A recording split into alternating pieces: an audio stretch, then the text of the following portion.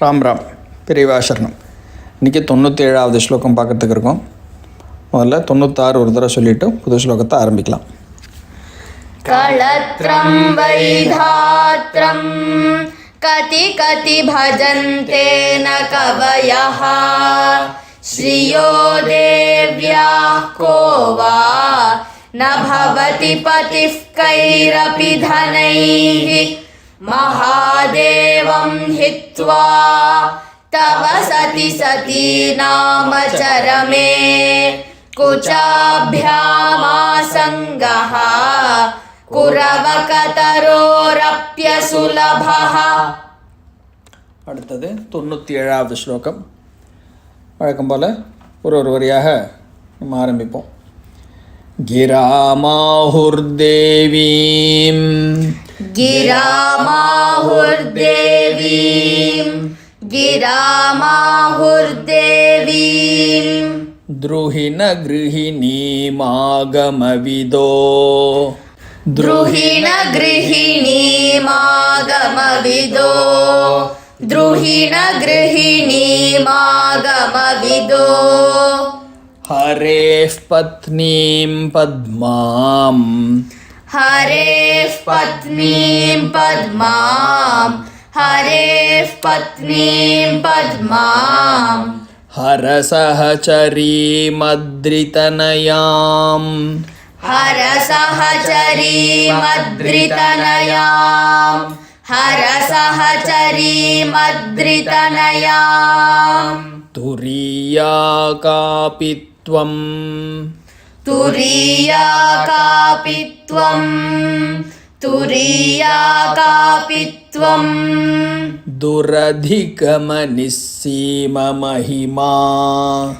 துரதிகமநிஸ்ஸீமமஹிமா துரதிகமநிஸ்ஸீமமஹிமா மகாமாயா விஸ்வம் மகாமாயா விஸ்வம் மகாமாயா விஸ்வம் பிரமயசி பரப்ரம்ம மஹிஷி भ्रमयसि परब्रह्म महिषि भ्रमयसि परब्रह्म महिषि. அடுத்தது பூர்ணமாக ஒரு லைனாக சொல்லின்னு வருவோம். கிராமாஹுர்தேவீம் த்ருஹிண கிருஹிணீமாகமவிதோ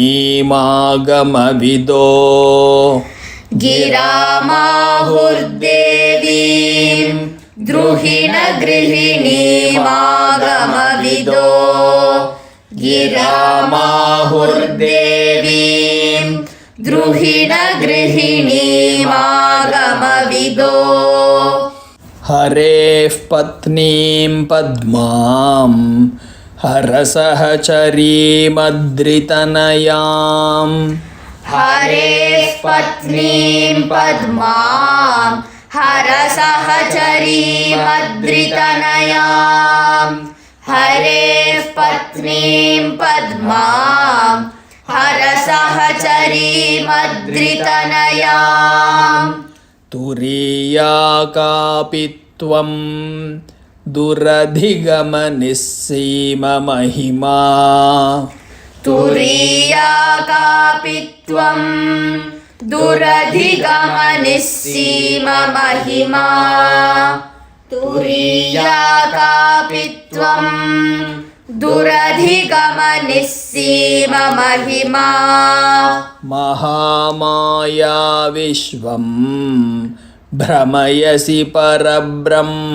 महिषि महामाया विश्वं भ्रमयसि परब्रह्म महिषि महामाया विश्वं भ्रमयसि परब्रह्म महिषि.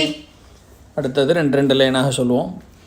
கிராமாஹுர்தேவீம் த்ருஹிண கிருஹிணீமாகமவிதோ ஹரேः பத்னீம் பத்மாம் ஹரசஹசரீமத்ரிதனயாம் गिरामाहुर्देवीं द्रुहिण गृहिणीमागमविदो हरेः पत्नीं पद्मां हरसहचरीमद्रितनयां गिरामाहुर्देवीं द्रुहिणगृहिणीमागमविदो हरेः पत्नीं पद्मां हरसहचरीमद्रितनयां तुरीया कापि त्वं दुरधिगमनिस्सीममहिमा महामाया विश्वं भ्रमयसि परब्रह्ममहिषि तुरीया कापि त्वं दुरधिगमनिस्सीममहिमा महामाया विश्वं भ्रमयसि परब्रह्ममहिषि तुरीया कापि त्वं दुरधिगमनिस्सीममहिमा महामाया विश्वं भ्रमयसि परब्रह्ममहिषि. அடுத்தது பூர்ணமாக முழு ஸ்லோகத்தையும் சொல்லுவோம். கிராமாஹுர்தேவீம்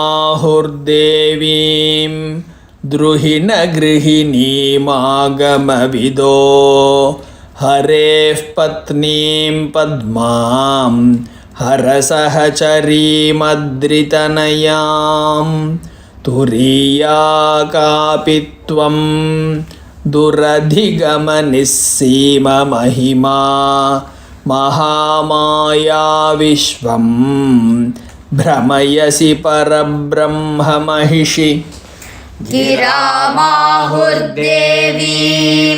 द्रुहिणगृहिणीमागमविदो हरेः पत्नीं पद्मां हरसहचरीमद्रितनयां तुरीया कापि त्वं दुरधिगमनिस्सीममहिमा महामाया विश्वं भ्रमयसि परब्रह्ममहिषि गिरामाहुर्देवीं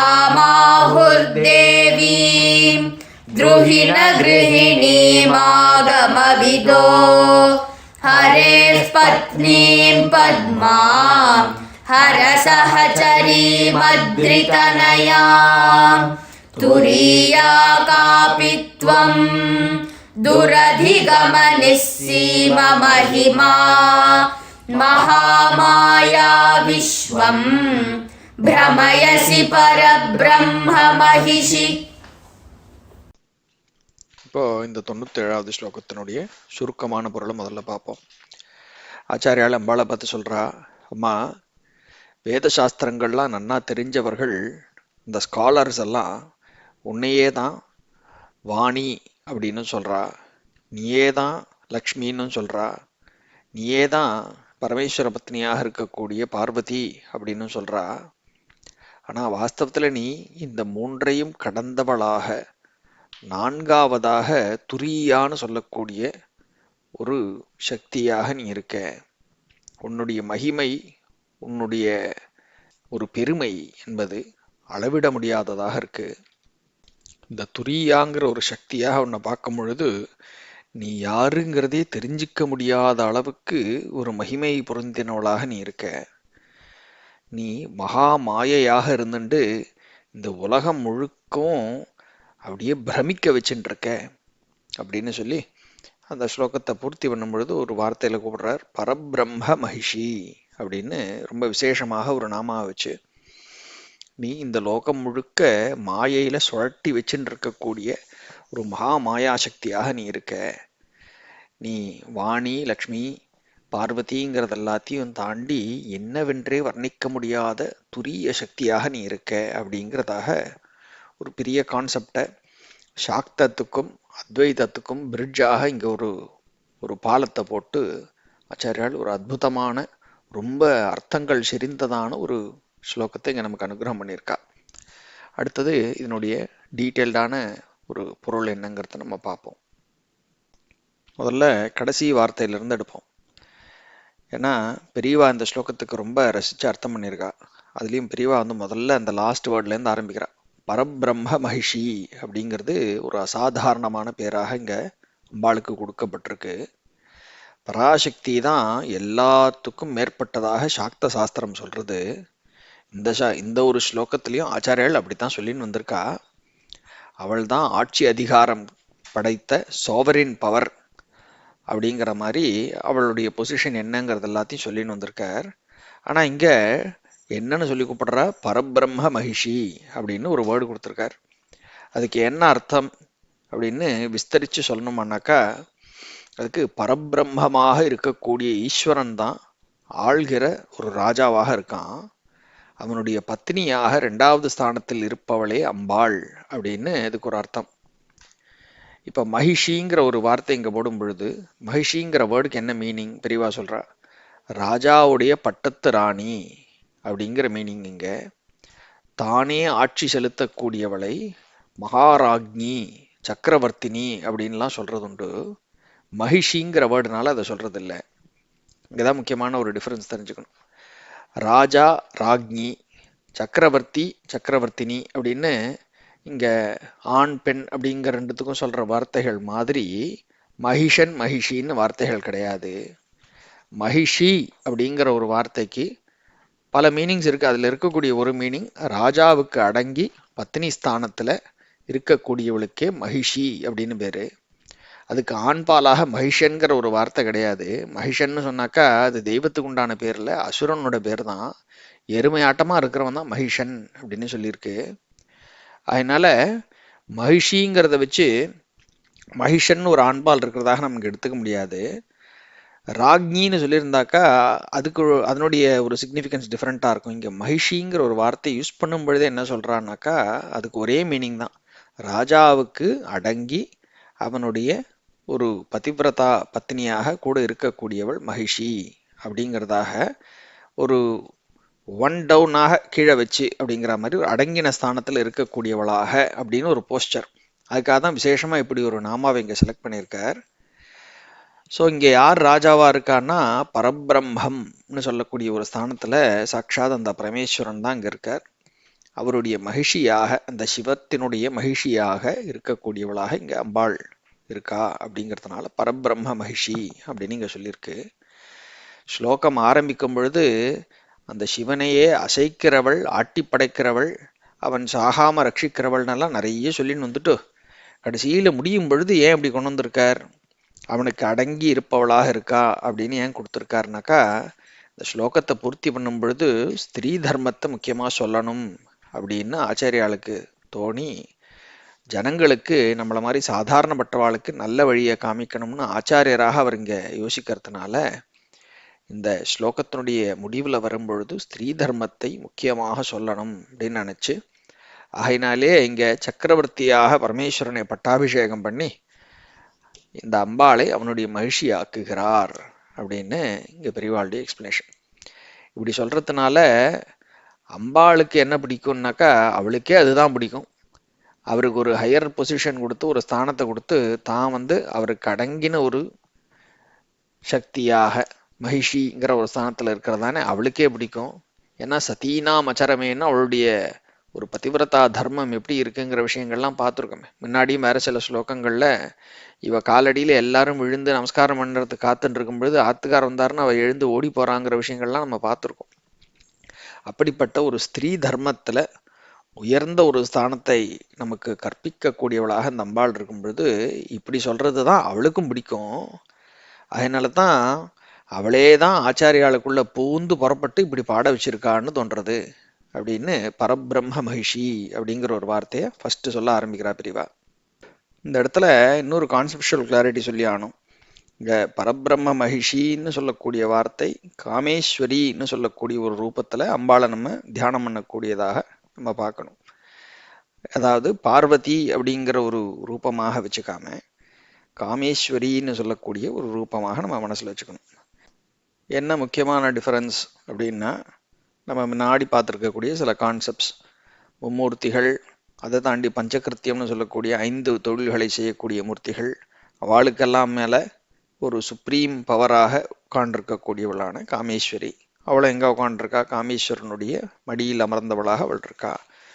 அப்போ இந்த மும்மூர்த்திகள் இல்லை அதனுடைய எக்ஸ்பேண்டட் வெர்ஷனாக இந்த 5 மூர்த்திகள்னு சொல்லும் பொழுதெல்லாம் சிருஷ்டி, ஸ்திதி, சம்ஹாரம், திரோதானம், அனுகிரகம்னு சொல்லக்கூடிய 5 தொழில்கள். அதை செய்யக்கூடியவர்களாக பிரம்மா, விஷ்ணு, ருத்ரன், அதுக்கப்புறம் திரோதானம்னு செய்யக்கூடியவரான ஈஸ்வரன், அதுக்கப்புறம் அனுகிரகத்தை செய்யக்கூடியவரான சதாசிவன், இப்படி 5 பேர். அந்த 5 பேரை தாண்டினவராக காமேஸ்வரன் சொல்லக்கூடிய ஒரு மூர்த்தி. அவர் தான் பரபிரம்மத்தினுடைய ஒரு பர்சானிஃபிகேஷனாக நம்ம பார்க்கணும். அந்த காமேஸ்வரனுடைய பத்னியாக அந்த போஸ்டரில் கூட உட்கார்ந்துருக்கக்கூடிய காமேஸ்வரி தான் இங்கே பரபிரம்ம மகிஷி. இதுதான் ஒரு நம்ம பார்க்க வேண்டிய ஒரு பிக்சர். அதான் பராசக்தின்னு சொல்லக்கூடிய ஒரு ரூபத்தில் அம்பாளை இப்படி பார்க்கணும் அப்படிங்கிறதாக நம்ம மைண்டில் வச்சுட்டு இப்போ அடுத்த பார்ட்டுக்குள்ளே போகணும். சரி, ஸோ காமேஸ்வரியாக இவளை பார்க்கும் பொழுது ஏற்கனவே நம்ம முன்னாடி பார்த்துன்னு வந்த ஸ்லோகத்திலேருந்து இங்கே கனெக்ட் என்ன வருது, அதாவது போன ஸ்லோகத்திலேருந்து 96 இங்கே என்ன கனெக்ட் வருதுங்கிறத இப்போ முக்கியமாக இன்னொரு பாயிண்ட் பார்க்கணும். 96 சொல்லும் பொழுது என்ன சொன்னார், சதீனாம் அச்சரமே அப்படின்னு பார்வதிங்கிற ஒரு ரூபத்தில், அதாவது பரமேஸ்வர பத்னிங்கிற ஒரு ரூபத்தில் ஃபஸ்ட்டு அவளை அப்சர்வ் பண்ணி அந்த ஒரு போஸ்டர்லேருந்து சரஸ்வதி வல்லபர்கள்னு சில பேர் இருக்கா, ஸ்ரீமான்னு சொல்லக்கூடியவர்களாக சில பேர் இருக்கா அப்படின்னு அந்த ஒரு 2 பேரையும் கம்பேரிசனில் கொஞ்சம் தாழ்ந்தாப்பில் அப்படிங்கிற ஒரு போஸ்டரில் வச்சுட்டு அவளை விட உன்னுடைய போஸ்டர் எவ்வளோ ஹையாக இருக்குது அப்படிங்கிறதாக பரமேஸ்வர பத்னியாக பார்வதியை மேலே எடுத்துன்னு வச்சார். மகாதேவம் ஹித்வா, அவரை தவிர உனக்கு வேற என்ன அப்படிங்கிறதாக ஒரு போஸ்டரிங் கொண்டு வந்தார் இல்லையா. இப்போ அதுலேருந்து இங்கே டிரான்சிஷன் ஆகும் பொழுது ஆச்சாரியால் காட்ட போகிறா, சரஸ்வதி லக்ஷ்மிங்கிறவா அந்த ஒரு ரூபமாக நம்ம பார்க்கக்கூடிய அந்த சக்தியினுடைய ஒரு பிரபாவம் இருக்க, ஒரு வெளிப்பாடு இருக்க, அவர்கள் இவளோட தாழ்ந்தவாங்கிற ஒரு ஐடியாவில் அங்கே சொல்லலை.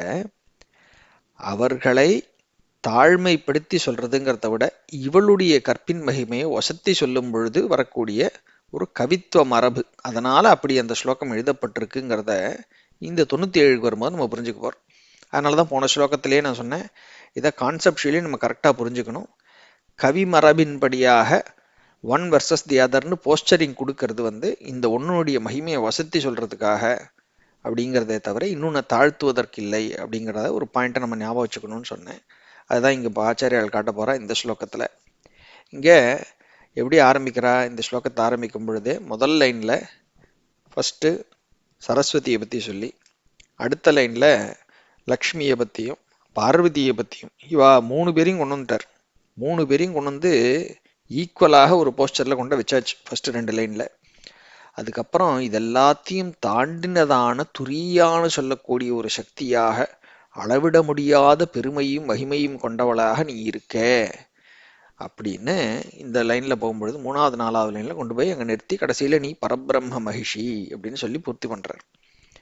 ஸோ இப்போ தான் இது எல்லாத்தையும் சமன்வயப்படுத்தி எப்படிப்பட்ட சக்திகளாக போன ஸ்லோகத்தில் சொன்னது, முந்தின ஸ்லோகத்தில் வந்தது எல்லாத்தையும் அப்படியே சமன்வயப்படுத்தி இப்போ இந்த ஒரு ஸ்லோகத்தில் அப்படியே இந்த சாக்த சாஸ்திரத்தினுடைய ஒரு தத்துவ ரசத்தை அப்படியே பிழிஞ்சு மொத்தமாக கொண்டு வந்து அதுக்கும் அத்வைதத்துக்குமான ஒரு அழகான பிரிட்ஜ் இந்த இடத்துல ஆச்சாரியால் நமக்கு எஸ்டாப்ளிஷ் பண்ணி கொடுக்க போறா. அவ்வளவு அற்புதமான ஒரு ஸ்லோகம் இது. இப்போ ஒரு மாதிரி ஃபர்ஸ்ட் லைன்லேருந்து சில வார்த்தைகளை முதல்ல பார்த்துன்னு போயிடுவோம். அதனுடைய பொருள் தெரிஞ்ச பிறகு அப்புறம் பாக்கி பிலசாபிக்கல் கான்டெக்ட் அத்வைத பரமாக என்ன இருக்குங்கிறத பார்க்கலாம்.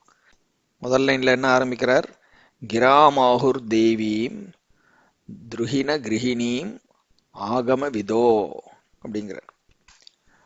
ஆகம விதோ அப்படின்னா ஆகமங்களை நன்றாக தெரிந்தவர்கள், ஆகம விதா, சாஸ்திரங்களை ஆகமங்களை வேதங்களை நன்றாக தெரிந்தவர்கள். கிராம் ஆஹுஹு தேவீம், ஆஹுஹு அப்படின்னா சொல்கிறார்கள், என்னவாக சொல்கிறார்கள், கிராம் தேவீம், கிராம்னா வாக்கு ஸ்பீச், அதனுடைய தேவியாக, வாக்கின் தேவியாக, வாக் தேவின்னு சொல்லக்கூடியவளாக, துருஹின கிரகிணீம், எப்படி ஒரு வார்த்தை விளையாட்டு பாருங்க. இங்க துருஹினங்கிறது இங்க பிரம்மாவுக்கான ஒரு நாமா, துருஹின கிரகிணி அப்படின்னு இங்க ஒரு அந்த எதுகமோனம்பம் அந்த மாதிரி வார்த்தையினுடைய ஒரு அழகு, அந்த ஜாலத்தை இங்க போட்டு பிரம்மாவினுடைய பத்னியாக இருக்கக்கூடிய வாக்தேவி என்று உன்னை வேத சாஸ்திரங்கள்லாம் நன்றாக தெரிந்த அந்த பெரிய ஸ்காலர்ஸ் உன்னை அப்படி ஐடென்டிஃபை பண்றா, நீயே தான் வாணி அப்படின்னு உன்னை ஐடென்டிஃபை பண்றார்கள் அப்படின்னு முதல் லைன்ல சொல்லிட்டார். ரெண்டாவது லைன்ல கண்டினியூ பண்றார். அவ இன்னும் என்ன சொல்றா அப்படின்னா, ஆகம வித்துக்கள் அவர்கள் என்ன சொல்றா அப்படின்னா, ஹரேஃப் பத்னீம் பத்மாம், ஹரேஃப் பத்னீம், ஹரியினுடைய பத்னியாக இருக்கக்கூடிய பத்மா அப்படிங்கிறவளாக சாட்சாத் மகாலட்சுமியாகவும் உன்னை தான் ஐடென்டிஃபை பண்றா அப்படிங்கிறார். ஸோ ஃபர்ஸ்ட் லைன்ல சொன்னது வாக்தேவி, அங்க கிராம் அப்படின்னு வாக்குன்னு சொல்லக்கூடிய ஒரு கலையை, அந்த கலையின் அதிபதியாக இருக்கக்கூடியவள்ங்கிறதுனால கலை மகள் அப்படின்னு முதல் லைன்ல சொல்லியாச்சு. ரெண்டாவது லைன்ல ஹரேஃப் பத்னியும் பத்மாம்னு சொன்ன உடனே பத்மத்தில் அமர்ந்திருக்கக்கூடிய, தாமரையில் அமர்ந்தவளாக லக்ஷ்மியை நம்ம இந்த இடத்துல பார்க்கும் பொழுது, தாமரைன உடனே கூடவே தண்ணி அது இருக்கிற இடத்துல எந்த தடாகத்துல அப்படி ஒரு அலை அடிச்சுட்டு இருக்கிறது ஞாபகம் வரதுனால முதல் லைன் கலைமகள், இங்கே இப்ப அலைமகள் ஆயிடுத்து இல்லையா, வாணி ஆயிடுச்சு, லக்ஷ்மி ஆயிடுச்சு. ஹரேஃப் பத்னியும் பத்மாம் இப்படியும் நான் ஐடென்டிஃபை பண்றா. அது மாத்திரம் இல்ல, பாக்கி கண்டினியூவேஷன் செகண்ட் லைன்ல ஹர சஹச்சரீம் அத்ரி தனயாம். இல்ல ரொம்ப பியூட்டிஃபுல்லான சாய்ஸ் ஆஃப் வேர்ட்ஸ் இங்க கவனிக்கணும். அத்ரி தனயாம்னு சொன்ன உடனே அத்ரினாக்கா இங்க மலை, தனயானாக்கா டாட்டர், மலையினுடைய மகள். ஸோ மலை மகளாகவும் உன்னை தான் ஐடென்டிஃபை பண்றா. அழகா வந்தாச்சு. முதல்ல கலைமகள் வந்தது, அலைமகள் வந்தது, மலைமகள் வந்துருத்து. அந்த மலைமகள்ங்கிறது இங்க அழகான வார்த்தை கொடுத்துருக்காரு. அதுக்கு முன்னாடி கொடுத்துருக்கிறது தான் இன்னும் மோஸ்ட் இம்பார்ட்டன்ட் வார்த்தைகள் இங்க பார்க்க வேண்டியது. ஹர சஹச்சரீம் அப்படின்னு ஒரு வார்த்தை போட்டிருக்காரு. ஹரன்னா பரமேஸ்வரன் நமக்கு தெரியறது. சஹச்சரீம் அப்படின்னா இங்க சஹச்சாரிணி அப்படிங்கிற ஒரு வார்த்தை மனைவிக்கு உண்டான ஒரு வார்த்தையாக, அதாவது கூடவே பயணிப்பவள். இந்த கணவன் என்ன பண்ணாலும் அவன் கூடவே பயணிக்கக்கூடியவளாக, லைஃப் டைம் கம்பானியனாக, அவனிலிருந்து பிரிக்க முடியாதவளாக, அவன் என்ன பண்ணாலும் அதுல இவளுக்கு ஒரு பங்கு இருக்கு, இவ கூடவே டிராவல் பண்றா அப்படிங்கிறதாக ஒரு வார்த்தை இருக்கிறதுனால இங்க ஹர சஹச்சரீம், இந்த ஒரு ஒய்ஃபுங்கிறதுக்கு பத்னிங்கிற வார்த்தையும் போடலாம், கிரகிணின்னு போடலாம். இது ரெண்டும் அவர் கான்சியஸா என்ன பண்ணார், கிரகிணிங்கிறத பிரம்மாவுக்கு யூஸ் பண்ணிட்டார், பிரம்மாவுடைய கிரகிணின்னு போட்டார். பத்னிங்கிறத யாருக்கு, மகாவிஷ்ணுவுக்கு போட்டு அவருடைய பத்னியாக பத்மான்னு அங்க போட்டு விட்டார். இங்க பரமேஸ்வரனுக்கு மட்டும் போடும் பொழுது சஹச்சரீம்னு ஒரு வார்த்தை இங்க போடுறார். ஏன் இதை ஸ்பெசிஃபிக்கா இங்க ஆச்சாரியர்கள் யூஸ் பண்றா அப்படின்னு பார்த்தா, அவனுடைய ஒவ்வொரு மூமெண்ட்லேயும் இடைவிடாமல் எப்பொழுதும் கூடவே போய்கொண்டிருக்கிறவளாக யாழ் இருக்காளோ அவள் தான் சஹச்சாரிணின்னு சொல்ல முடியும். அப்போ எவ்ரி ஸ்டெப் ஆஃப் த வே கூடவே போயிட்டு இருக்கிறவ அப்படிங்கிறதுனால சஹச்சாரிணி. அது ஏன் இங்க சூஸ் பண்றான்னா, இங்க மலைமகளை பத்தி யோசிக்கும் பொழுதுதான் அர்த்தநாரீஸ்வரன் அர்த்தநாரீஸ்வரிங்கிற ஒரு டாபிக் நம்ம மைண்ட்ல வருது. அந்த சிவனில் சரிபாதி உடம்பை கொண்டவளாக இவள் இருக்கா. அப்ப அவர் ஒரு கால் எடுத்து வச்சார்னா இன்னொரு கால் ஆட்டோமேட்டிக்கலி கூட போயே தீர போறது. ஒரு கண்ணு பார்த்து தானே இன்னொரு கண்ணு பார்த்தே தீர போறது. எவ்ரி ஸ்டெப் ஆஃப் த வே வாஸ்தவத்துல நிஜமாகவே பை ஆல் மீன்ஸ் அவரில் சரிபாதியாக கொண்டவள், வாமபாகத்தை வவ்வியதேன்னு அழகா அபிராமி பட்டர் சொல்றாரு. அப்படியே சரிபாதி இவள் எடுத்துக்கொண்டதனால் அவருடைய எவ்ரி ஸ்டெப் ஆஃப் த வே இவ கூடவே இருக்கா, இவ கூடவே டிராவல் பண்றா. அதனால்தான் அவருக்கு மட்டும் ஹர சஹச்சரீம் அத்ரி தனயாம்னு ஒரு வார்த்தை இங்க போடுற ஆச்சாரியர்கள். எவ்வளோ அற்புதமான விஷயங்கள், அந்த சாய்ஸ் ஆஃப் வேர்ட்ஸ்ல எவ்வளோ ஒரு மீனிங்கை உள்ள பொதிஞ்சு அப்படி செலக்ட் பண்ணி இந்த வார்த்தைகள் ஆச்சாரியர்கள் அமைக்கிறா அப்படின்னு பார்த்தா பெரியவா சொன்ன விஷயம்தான் சொல்லணும். சாக்ஷாத் அம்பாளே அவருக்குள்ள புகுந்து புறப்பட்டு இப்படிப்பட்ட வார்த்தைகளை, அந்த வார்த்தை ஜாலங்களையும் பொருள் அவ்வளோ பொதிந்ததான ஒரு வார்த்தைகளையும் நமக்கு இங்க அனுகிரகம் பண்றா அப்படிங்கிறதான் நம்ம இங்க நினைச்சு பார்க்க முடியாது. சரி, ஸோ வேத சாஸ்திரங்களை நன்றாக தெரிந்த பெருமக்கள் ஸ்காலர்ஸ் எல்லாம் உன்னையே சரஸ்வதினு சொல்றா, உன்னையே பார்க்கும்போது அவ வேற கான்டெக்ட்ல நீ தான் லக்ஷ்மின்னு சொல்றா, நீ தான் பார்வதினு அவ சொல்றா அப்படின்னு இப்ப சொல்லிட்டார். இப்ப இந்த இடத்துல நம்மள மாதிரி சாமானிய ஆளுக்கெல்லாம் ஒரு டவுட் வரும். என்ன சார் அது, நன்னா படிச்சு எல்லா விஷயங்கள் தெரிஞ்ச மகான்கள் எல்லாமே அவளையே அந்த ஒரே ஒரு சக்தியே இப்படி வெவ்வேறையாக அவ வேற வேற பாயிண்ட்ல அவ ஐடென்டிஃபை பண்றாளே, இது ஒரு கன்ஃபியூஷன் இல்லையா? எதனால இவாளுக்கு இப்படிப்பட்ட ஒரு ஐடென்டிட்டி கன்ஃபியூஷன் வருது? ஏன் அந்த ஒன்னே அவளுக்கு போய் பலதாக தெரியறது அப்படின்னு நம்ம கேட்போம் இல்லையா? அதுக்கான ஆன்சரையும் ஆச்சாரியால் இந்த ஸ்லோகத்துக்குள்ளேயே அடுத்த 2 லைன்ல வச்சிருக்கார். அது கிளாரிட்டி வரப்போறது 4வது லைன்ல போகும்பொழுது. அடுத்த 3வது லைனை ஃபர்ஸ்ட் பார்த்துரும். இது வரைக்கும் கான்டெக்ஸ்ட் என்ன சொல்லியிருக்கார்? உன்னையே இந்த வேதம் சாஸ்திரங்கள் நன்கு தெரிந்தவர்கள் உன்னையே வாணியாகவும் லக்ஷ்மியாகவும் பார்வதியாகவும் எல்லாம் பார்த்துட்டு இருக்கா அப்படின்னு சொல்லியாச்சு. சொல்லிட்டு வாஸ்தவத்தில் நீ யாரா இருக்க அப்படின்னா 3வது லைன்ல சொல்றார், துரியா காபித்வம் துரதிகம நிச்சீம மகிமா.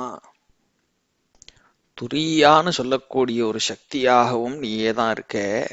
துரியான என்ன?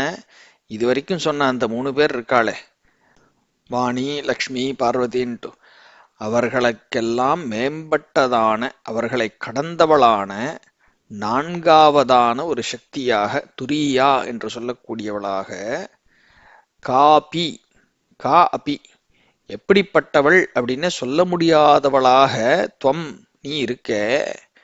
அதுவும் எப்படிப்பட்டவளாக இருக்க? துரதிகம நிச்சீம மகிமா. துரதிகமம்னா அது அடைய முடியாததான, சொல்ல முடியாததான, அன்ஃபேத்தமபிள் அப்படிங்களாம். அது கிட்டக்கே நம்ம போக முடியல, நம்மளால தெரிஞ்சுக்க முடியல, அது என்னன்னே நம்மளால கேள்வி கேட்க முடியாத அளவுக்கு அப்பேற்பட்டதான, அடைய முடியாததான நிச்சீம மகிமா. இது நிச்சீம மகிமாங்கிற வார்த்தை அப்படியே லலிதா சஹஸ்ரநாமத்தில் நம்ம ஏற்கனவே பார்த்துருக்கோம். அதனுடைய எக்ஸ்பிளனேஷன் டீட்டெயிலாக அங்கே இருக்கு. சீமானாக்கா எல்லை, நிச்சீம அப்படின்னா எல்லை இல்லாததான மகிமா. அப்போ அவ்வளோ அளவில் அடங்காத மகிமை, அவ்வளோ நிறைய மகிமை, சொல்ல முடியாத அளவுக்கு. சொல்ல முடியாத அளவுக்குன்னு சொல்லியாச்சே, அதுக்கு முன்னாடி துரதிகமன்னு போட்டதுனால இப்படிப்பட்டவள்னு சொல்ல முடியாததாக காபி அடைய ஒண்ணாததான எல்லையற்ற பெருமையை கொண்டவளாகவும் நீ இருக்க அப்படின்னு துரியாங்கிற ஒரு சக்தியாக இப்போ ஐடென்டிஃபை பண்ணிட்டார் 3வது லைன்ல. சொல்லிட்டு நீ என்ன பண்ற அப்படிங்கிறது ஒரு 4வது லைன்ல ஒரு answer to the first question. ஏன் சாஸ்திரம் தெரிஞ்சவாளுக்கே இப்படிப்பட்ட கன்ஃபியூஷன் வந்ததுங்கிறதுக்கு ஆன்சர் சொல்றாரு 4வது லைன்ல. மகாமாயா விஸ்வம் பிரமயசி பரபிரம்ம மகிஷி. பரபிரம்ம மகிஷிங்கிறத நம்ம பார்த்துட்டோம். மகாமாயா என்று சொல்லக்கூடிய ஒரு சக்தியாக, மாயா சக்தியாக இருந்து கொண்டு நீ என்ன பண்ற? விஸ்வம் பிரமயசி. விஸ்வம்னு சொல்லக்கூடிய பிரபஞ்சத்தை பிரமயசி, சுத்தி சுழ வைக்கிற. அதான் பிரமை அப்படின்னாக்கா சித்த பிரமைங்கிறோமே. நமக்கெல்லாம் எல்லாருக்கும் சித்த பிரமை இருக்கு. சில பேர் தான் என்னவோ பைத்தியம்னு நினைச்சுட்டு அவள் சித்த பிரமை பிடிச்சிருக்கு அப்படின்னு சொல்றோம். ஆனா நம்ம எல்லாருக்கும் சித்த பிரமை உண்டு. At various points of time ஏதோ ஒரு விஷயத்தை பிடிச்சி இதை கரெக்டாக புரிஞ்சுக்காம மைண்ட் அதுலேயே ஒரு கன்ஃபியூஷனில் அந்த ஃப்ரீஸ் ஆகி போனாப்புல எத்தையோன்னு நினச்சின்னு இப்படி உட்காந்துருக்கிறதுங்கிறது எல்லாரும் அனுபவிக்கக்கூடியது தான். இதில் ஒரு வசந்தவன் தாழ்ந்தவனோ இல்லை சின்னவன் வயசானவனோ எந்த டிஃப்ரென்ஸும் கிடையாது. எல்லாருக்கும் அந்த பிரமை இருக்கும். அந்த பிரமை எவ்வளோ வேரியிங் பாயிண்ட்ஸ் ஆஃப் டைம் அப்படிங்கிற ஒன்று தான் டிஃப்ரென்ஸை ஒழிய பிரமையில் மாட்டாத ஆளே கிடையாது. அதுக்கு என்ன காரணம்னா, இந்த பிரமையில நம்ம லோகத்தை எல்லாத்தையும் சுத்தி ஷாழ்ந்து அடிக்கிறது சாட்சாத் இந்த பராசக்தி தான்.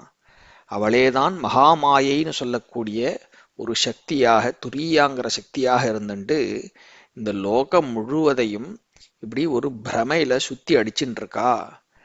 இந்த லோகம் முழுமைன்னு சொல்லிட்டதுனால, விஸ்வம்ங்கிற வார்த்தையை போட்டதுனால சேத்தனம் அச்சேதனம், அசையக்கூடிய அசையாத எல்லாமே அதுக்குள்ள சேர்ந்துருத்து. எல்லாத்துக்கும் பிரமை இருக்கு.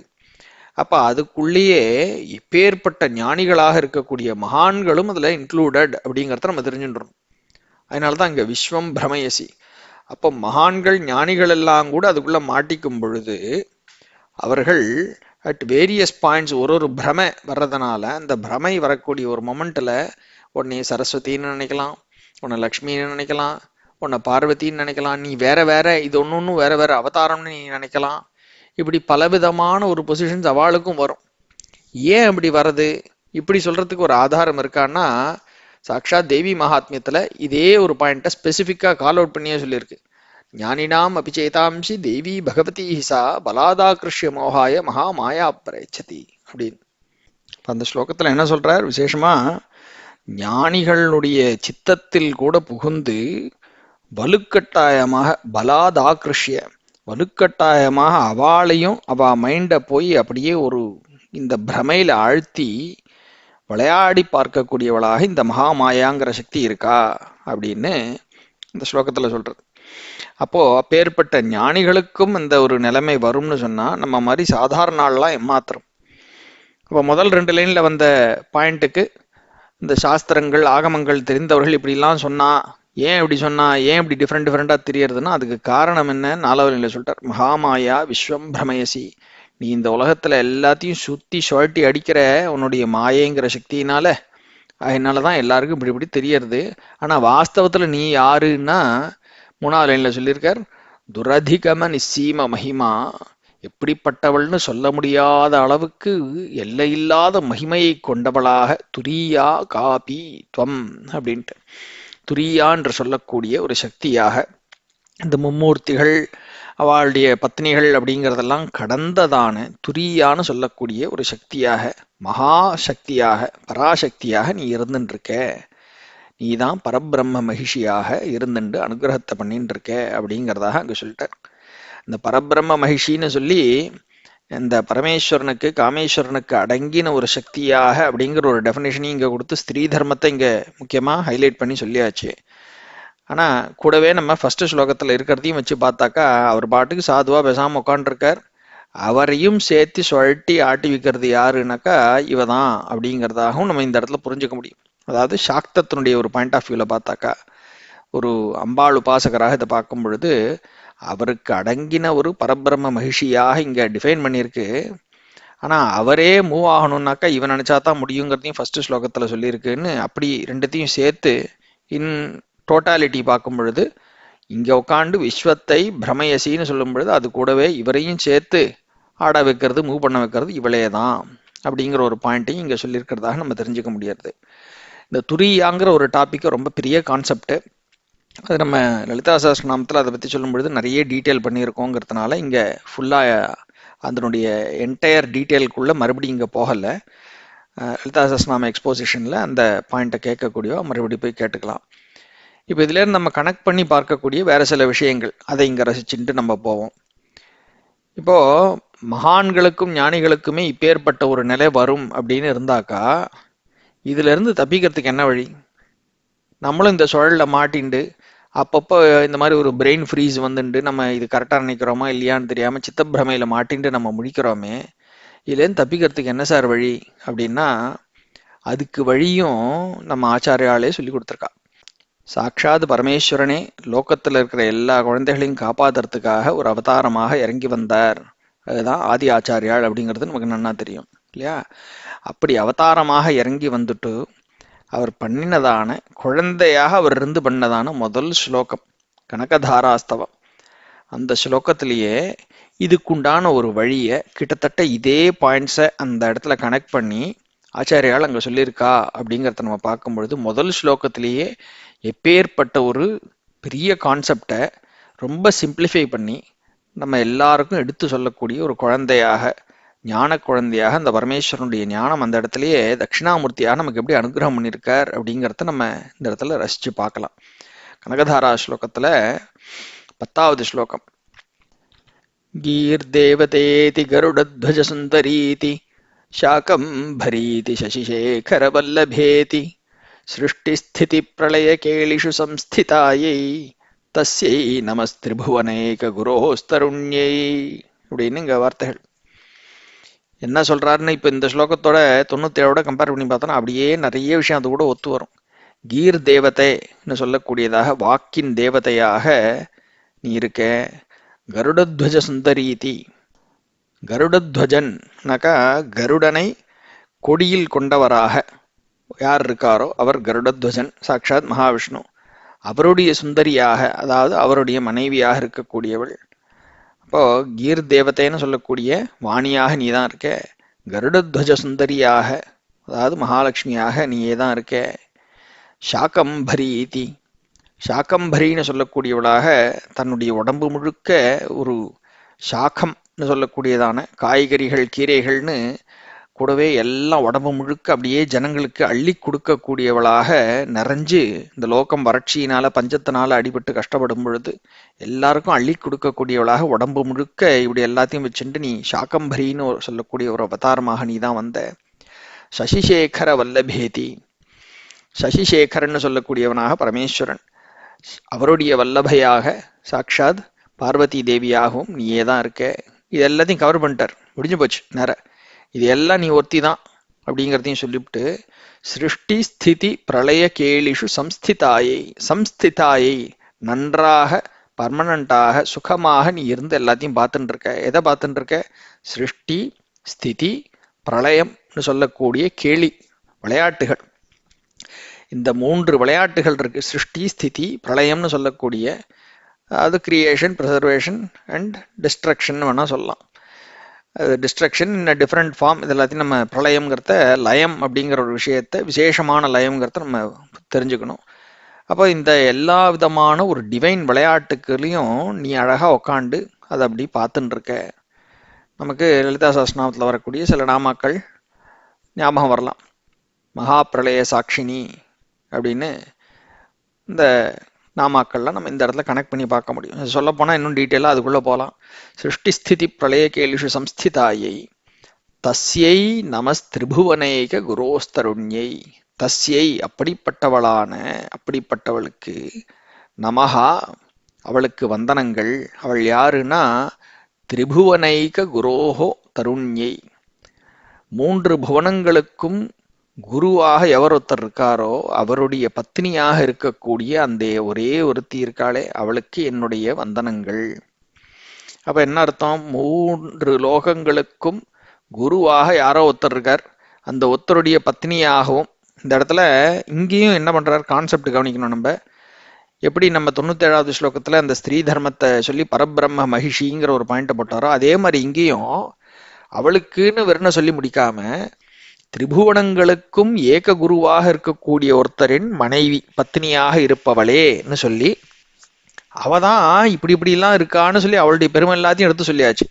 ஆனா கடைசியில் அவளுக்கு நமஹா வந்தனம்னு சொல்லும் பொழுது இன்னாருடைய பத்னியாக இருக்கக்கூடியவளுக்கு என்னுடைய நமஸ்காரங்கள்னு சொல்லி பூர்த்தி பண்றார். அப்போ வழி என்ன காமிச்சு கொடுக்குற ஆச்சாரியால்? எல்லாருக்கும் கன்ஃபியூஷன் இருக்கத்தான் போறது, எல்லாருக்கும் சித்தப்பிரமை இருக்கத்தான் போறது. அந்த பிரமையிலிருந்து நம்ம வெளியில வரணும். வாஸ்தவத்துல என்ன இவ யாருன்னு தெரிஞ்சுக்கணும்னாக்கா துரியான்னு சொல்லக்கூடிய அந்த ஒரு beyond any comparison, beyond any state of description அப்படிங்கிறத நம்ம தெரிஞ்சுக்கணுமானா என்ன ஒரே வழி? நேர அவளையே வந்தனம் பண்ணி அவகிட்டயே பக்தி பூர்வமாக சரணாகதி பண்ணிடுறது. அப்படி பண்ணிட்டாக்கா அவ யாருங்கிற விஷயத்த அவளே நமக்கு உணர்த்த போறா. நம்மளை இந்த மாயையில மாட்டிண்டு சிக்கிண்டு நம்ம தவிக்காமைக்கு, இந்த மாயையில சிக்கிண்டும் அதுல விளையாட்டாக கூடவே உக்காண்டு சாட்சிபூதமாக சுத்தி நடக்கிற மாயையும் பார்த்துண்டு அவளை மாதிரியே அவ காலடியிலேயே உட்காந்து இந்த மாயைங்கிற ஒரு விளையாட்டை பார்த்து ரசிக்கக்கூடிய பாக்கியத்தை அவ நமக்கு அனுகிரகம் பண்ணிடுவா. அப்படிங்கிறத தான் இந்த ஸ்லோகத்துல அவளை வந்தனம் பண்ணணும், அவளை பிடிச்சுட்டா போறோம். அவளே தான் இதுவாகும் அதுவாகும் எல்லாமாக அவ தெரிஞ்சுட்டு இருக்கா. அவளை பிடிச்சு அவளை நமஸ்காரம் பண்ணி அவகிட்ட சரண்டர் ஆயிட்டா போறோம் அப்படிங்கிறத அவ்வளோ அழகா அந்த இடத்துல இங்க ஆச்சாரியால் சொல்லி கொடுக்குறா. அதுலயும் முக்கியமாக என்ன ஹிண்ட்டுங்க, இந்த எல்லா லோகங்களுக்கும் ஏக குருவாக இருக்கக்கூடிய ஒருத்தருடைய பத்னி. அங்கதான் பாயிண்ட் நம்ம நோட் பண்ணோம். லோகங்களுக்கெல்லாம் குருவாக யார் இருக்கா அப்படின்னா அந்த ஒருத்தர் யாரோ அந்த குருனாலதான் நம்முடைய இருட்டை போக்க முடியும். குருங்கிற வார்த்தைக்கு மீனிங் அதுதானே, இருட்டை போக்குபவர் அப்படின்னு இருக்கு. அப்ப நம்ம மனசுல இருக்கக்கூடிய இருட்டை போக்கக்கூடியவராக யார் இருக்காரோ அவருடைய பத்னி, குரு பத்னியும் சாட்சாத் குருவே தான் அப்படிங்கிறது நமக்கு தெரியும். அப்படிப்பட்ட ஒரு ஸ்தானத்துல இருக்கார். ஸோ நம்ம மனசுல இருக்கக்கூடிய இருளை, மாயைன்னு சொல்லக்கூடிய ஒரு இருளை, மாயையினால் கிரியேட் பண்ணப்பட்ட ஒரு இருளை போக்கி நமக்கு ஒளியை காட்டக்கூடியவளாக சாட்சாதி பகவதி தான் இருக்கா. அதனால இவளை பிடிச்சுட்டாக்கா போறோம் அப்படிங்கிறதாக நமக்கு ஆச்சாரியால் இங்க ஒரு வழியை காமிச்சு கொடுக்குறா இந்த ஸ்லோகத்துல. ஸோ இதை தான் மெயின் ஹிண்டாக நம்ம எடுத்துக்கணும். அதுல இருந்து நம்ம கனெக்ட் பண்ணி ரிலேட் பண்ணக்கூடிய இன்னும் 2-3 விஷயங்கள் சொல்றேன். அப்ப இது எல்லாமே எவ்வளோ அழகா இது அப்படியே சிங்க் ஆறுதுங்கிறத நம்மளால ரசிக்க முடியும். இப்ப அம்பாளே தான் கிருஷ்ணனாக விஷ்ணுவாக இவளே தான் இருக்கா அப்படிங்கிறத நம்ம enough number of times in various forms நம்ம வந்து லலிதா சஹஸ்ரநாமத்தை எக்ஸ்பிளைன் பண்ணும் பொழுது நம்ம பார்த்துருக்கோம். ஸோ அந்த இடங்கள்ல வரும் பொழுது கிருஷ்ணனாகவோ விஷ்ணுவாகவோ அம்பாள் சொல்லியிருக்கக்கூடிய சில வாச்சகங்களை நம்ம எடுத்து பார்த்தோம்னா நேரடியாக அவள் வாயிலிருந்தே உதிர்ந்த முத்துக்களாக அவள்கிட்ட இருந்தே நமக்கு வந்திருக்கக்கூடிய சில டைரக்ட் இன்ஸ்ட்ரக்ஷன்ஸாக நம்ம அதுல இருந்து தெரிஞ்சுக்க முடியும். அப்ப அந்த மாதிரி சில கனெக்ஷனையும் இந்த இடத்துல நம்ம கூட சேர்த்து ரசிக்க போறோம். ஒன்று, தேவி பாகவதத்திலையும் தேவி மகாத்மத்திலையும் வரக்கூடிய சில பாயிண்ட்ஸ் இருக்கு. அங்க இவளே சொல்றா, தன் வாயினாலே பர்வதராஜனுக்கு இவள் உபதேசம் பண்ணக்கூடிய சில இடங்கள்ல அம்பாளே சொல்றா, நானே தான் இந்த எல்லாமாகவும் நிரம்பி இருக்கேன் இந்த லோகத்துல, நானே தான் என்னுடைய மாயாசக்தியினால இப்பேற்பட்ட ஒரு உலகமாக விரிஞ்சு காண்பிக்கிறேன், என்னை தாண்டி இங்க தனியா ஒன்றும் இல்லைன்னு சொல்லி தேவி பாகவதத்திலையும் வருது, தேவி மகாத்மியத்துல தேவி சூக்தத்திலையும் வரக்கூடிய சில பகுதிகளில் இதெல்லாம் இருக்கு. தானே தன்னுடைய வாயினால இந்த உண்மையை எடுத்து சொல்றதாக அனுகிரகம் பண்றா அப்படிங்கறது நம்ம பார்க்கிறோம். இப்ப அதே பாயிண்ட்ஸை அம்பாளே ரூபம் எடுத்து அவதாரமாக வந்த பகவான் கிருஷ்ணன் அப்படிங்கிற ஒரு பாயிண்ட் ஆஃப் வியூல அவர் என்ன சொன்னாருங்கிறத பார்க்கும்பொழுது, ஜெகத்குருன்னு அவருக்கும் ஒரு டைட்டில் இருக்கும். அப்போ ஜெகத்துக்கெல்லாம் குருவாக இருக்கக்கூடியவர் என்ன சொல்றாரோ அதுல இருந்து நம்ம உண்மையை தெரிஞ்சுட்டுலாம் இல்லையா. இந்த ஜெகத்குரு என்ன சொல்றார் அப்படின்னு பார்த்தோம்னா, ரொம்ப அழகாக ரொம்ப டைரக்ட்லி ரிலேட்டபிளாக ஒரு பாயிண்ட் சொல்றார் ஜெகத்குரு. பகவத்கீதையில அவர் ஒரு பாயிண்ட் சொல்லின்னு வர்றார், மம மாயா துரத்தியா அப்படின்னு ஞான விஞ்ஞான யோகத்துல ஒரு வச்சனம் வருது. தெய்வீ ஹேஷா குணாமயி மம மாயா துரத்தியா அப்படின்ட்டு. என்னுடைய மாயைங்கிற ஒரு சக்தி இருக்கே, அந்த சக்தியானது ரொம்ப உன்னால நினைச்சு பார்த்தா கூட உன்னால ஓவர் கம் பண்ண முடியாத அளவுக்கு அப்பேற்பட்ட ஒரு மகாசக்தியாக அது இருக்கு. மாமேவ ஏ பிரபத்யந்தே மாயாமேதாம் தரந்திதே, நீ நினைச்சு பார்த்தா கூட உன்னால அதை தாண்ட முடியாதப்பா. அந்த குணங்கள்ங்கிறது இருக்கு, இந்த குணங்களை கட்டுப்படுத்தக்கூடியதாக அதுக்குள்ள புகுந்து புறப்படக்கூடியதான ஒரு மாயைங்கிறது ஒண்ணு இருக்கே, அது துரத்தியா, அது அவ்வளவு ஈஸியா உன்னால தாண்ட முடியாதுப்பா. ஆனா அதை தாண்டறதுக்கு என்ன வழி? மாமேவ ஏ பிரபத்யந்தே சொல்லிட்டார். என் ஒருத்தனாலதான் அதை கிராஸ் பண்ணி வைக்க முடியும். ஸோ நீ அதை கிராஸ் பண்ணணும், இந்த மாயையை தாண்டணும்னு சொன்னா உனக்கு என்ன வழி? என்கிட்ட சரணாகதியாக வந்துடும், அதுக்கப்புறம் நான் உன்னை பார்த்துக்கிறேன், நீ அதை பத்தி கவலைப்படாத அப்படின்னு சொல்லி இந்த 7வது அத்தியாயத்துல ஒரு பாயிண்ட் சொல்றார். அதே பாயிண்ட பின்னாடி வேற ஒரு இடத்துலயும் பகவத்கீதையில பாக்குறோம். 18வது அத்தியாயத்துல சொல்றார், சர்வதர்மான் பரித்யஜ்ய மாம் ஏகம் சரணம் விரஜ அஹம் துவாம் சர்வ பாபேபியோ மோக்ஷயிஷ்யாமி மா சுச்சா அப்படிங்கிற. நீ எல்லாத்தையும் விட்டழிச்சிரு, என் ஒருத்தங்கிட்ட சரணாகதியா வந்துடும், பாக்கி உனக்கு என்ன செய்யணுமோ அதை நான் பார்த்துக்கிறேன்பா, நீ எதை பத்தியும் கவலைப்படாத அப்படின்னு. இதேதான் பக்திங்கிற ஒரு மார்க்கத்தின் மூலமாக நம்முடைய மாயையை எப்படி தாண்டலாம், மாயைங்கிற ஒரு சக்தியிலிருந்து நம்ம மாட்டிக்காமைக்கு விடுபட்டு அதுக்கு வெளியில உட்காந்துட்டு எப்படி இவ சிருஷ்டி ஸ்திதி பிரளய கேளிஷு சம்ஸ்திதாயேன்னு இவ உட்காந்துருக்காளோ, அந்த விளையாட்டை வெளியில உட்காந்து நன்னா உட்காந்து அப்படியே ஆனந்தமா பார்த்துட்டு இருக்காளோ, அதே மாதிரி நம்ம சுத்தி பலவிதமான விஷயங்கள் நல்லது கெட்டதுகள் நடந்தாலும் அதுல உள்ள போய் மாட்டிக்காம அதுல அப்படியே ஒட்டியும் ஒட்டாம தாமரையில தனியாக நம்ம இருந்துட்டு அதை அனுபவிக்கணும்னாக்கா, அந்த ஒரு சுகத்தை அந்த ஒரு ஆனந்தத்தை அனுபவிச்சுட்டே இருக்கணும்னா ஒரே வழி அம்பாளே சரணாகத்தின்னு முழுக்க அவகிட்ட போய் விழுந்துடுறது. அதை பண்ணிட்டோம்னா வேற எதை பத்தியும் நம்ம கவலைப்பட வேண்டிய ஒரு நீடே வராது. பாக்கி எல்லாத்தையும் அவ பார்த்துட்டு போறா அப்படின்னும் பொழுது நம்ம எதை பத்தி கவலைப்படணும்? நம்ம பாட்டுக்கு சௌக்கியமா இருந்துட்டு இருக்கலாம். வெறும் அந்த பியூர் எக்ஸிஸ்டன்ஸ் அப்படிம்பாள் இருக்கோங்கிற ஒரு ஸ்திதி மட்டும் இருந்துட்டு இருக்குமே தவிர வேற எதை பத்தியும் கவலைப்பட வேண்டிய ஒரு நிலைமை நமக்கு இருக்காது அப்படிங்கிறதாக நம்ம இதுல இருந்து தெரிஞ்சுக்கிறோம். இதே மாதிரி கீதையில சொல்லியிருக்கக்கூடிய இன்னொரு ஒரு பாயிண்ட்டும் நம்ம கிராஸ் ரெஃபரன்ஸாக பார்க்கலாம்.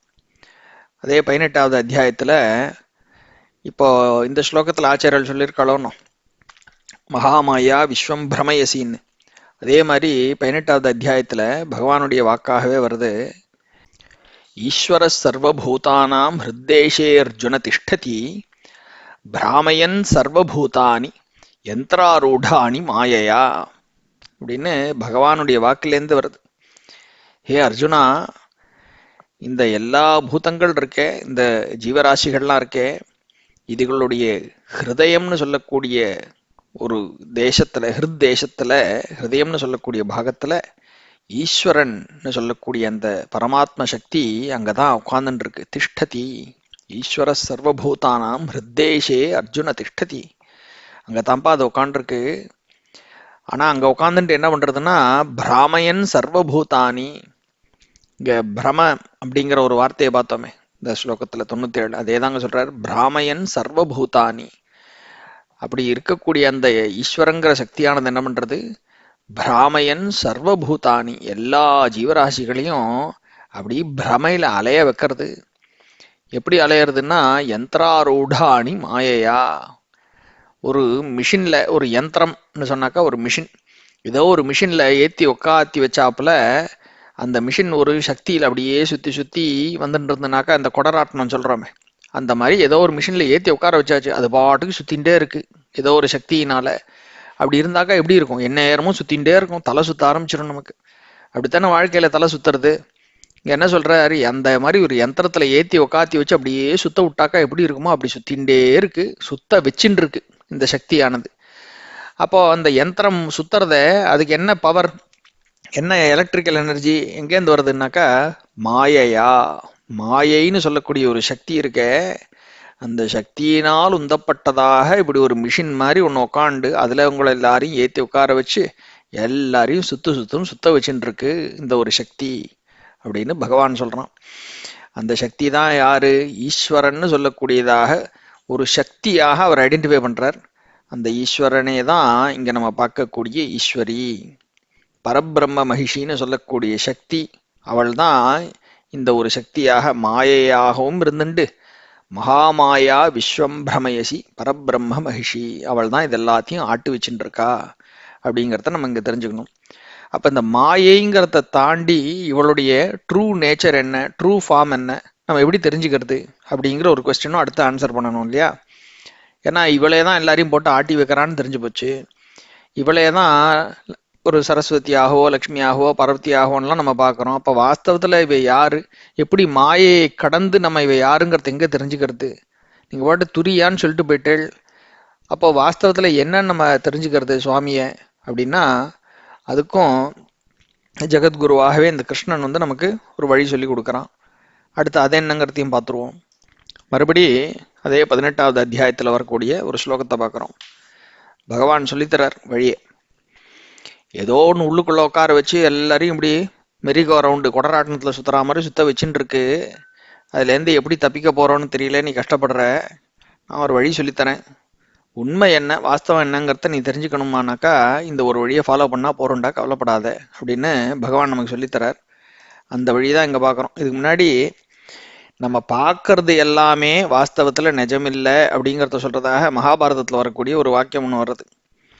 அங்க வாக்கியத்துல அங்க என்ன சொல்றாருனாக்கா, மாயாஹ்யேஷா மயா சிருஷ்டா என்மாம் பஷ்யசி நாரத சர்வபூத குணையுக்தம் நைவம் மாம் ஞாத்துமர்ஹசி அப்படின்னு ஒரு வார்த்தை அங்க வருது. இந்த மாயைன்னு ஒண்ணு இருக்கே, அதன் மூலமாக என்னால் உருவாக்கப்பட்ட இவை எல்லாவற்றையும் பார்ப்பா ஹே நாரதா. நாரதனுக்கு சொல்றார். எப்படி மகானுக்கு, நாரதர்ங்கிறவர் எவ்வளவு பெரிய மகான்கிறது நமக்கு தெரியும் இல்லையா. அந்த மகானுக்கே இப்படிப்பட்ட பிரமையும் வருகிறது அப்படிங்கிறத இந்த இடத்துல ரீஅஃபார்ம் ஆறுது அந்த ஒரு பொசிஷன்ல. ஏன்னா எல்லாரையும் தானே போட்டு இவ ஒரு சுத்தி வைக்கிறா இந்த மகா மாயாசக்தி. அதனால அப்படி ஒரு சுச்சுவேஷன் வரும் பொழுது நாரதனுக்கு சொல்றதாக இது வருது. மாயாஹ்யேஷா மயா சிருஷ்டா என்மாம் பஷ்யசி நாரத சர்வபூத குணையுக்தம் நைவம் மாம் ஞாத்துமர்ஹசி.